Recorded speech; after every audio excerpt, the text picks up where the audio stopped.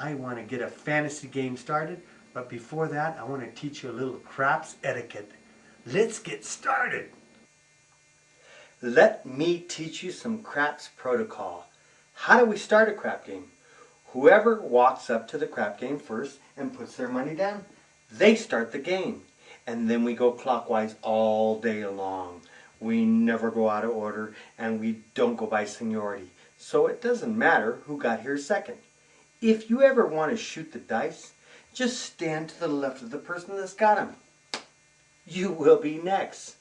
So when does the shooter lose his turn? Well, let me give an example. If on the come out roll, the shooter rolls a 7 or 11, everybody on the pass line wins, and the shooter gets to roll again.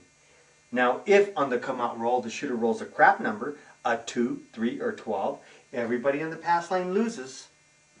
Now, the shooter loses his money, he'll lose his friends, but he does not lose the right to shoot the dice.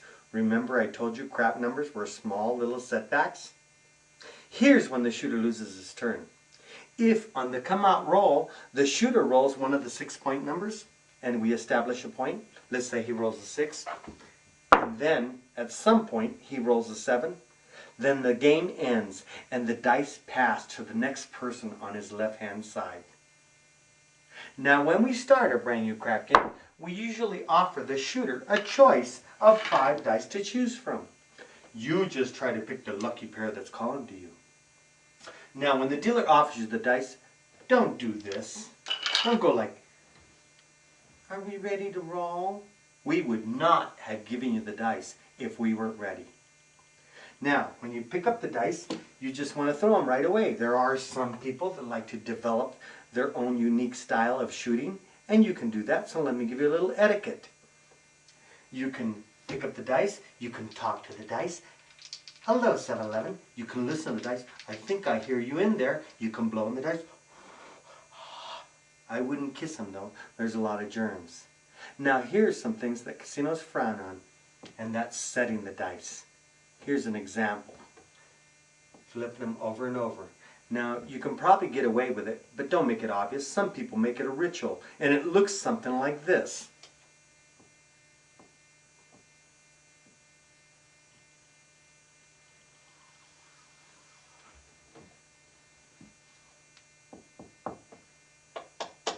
Are you irritated? Yes, so is everybody else on the table. They're waiting to win money. So if you develop a style, do it quickly. Here's some things you can do. Well, you can flip them, you can trip them, you can find a pair, say your prayer, and get them in the air. Everybody on this end of the table must hit the back wall. Everybody on that side of the table must hit the end of the table also. Now, if you do something weak like this, the dealer will dive for the dice and he'll say no roll. Now, sometimes you'll go a little further and the dealer will call it. This decision is totally up to the stickman. He is the judge and he is the jury. He'll make the decision on whether the roll was fair enough to count.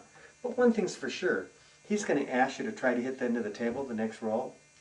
Now, while you're trying to get a gauge on just how hard to throw the dice, sometimes you'll throw them so hard one will land right up here, and if that happens, that's a no roll. No big deal. Sometimes you'll throw them so hard that both dice will go right off the table. And if that happens, that's not a big deal either, folks. You can ask for the same dice, or you can ask for some new ones and throw them again. Here is the big deal. Not reaching the end of the table. That one we consider to be a big deal. If you fail to hit the end of the table, then we will just have to pump some Wheaties in you or give you some vitamins. Nothing too serious. I think we're ready to get a fantasy game started. Let's get going.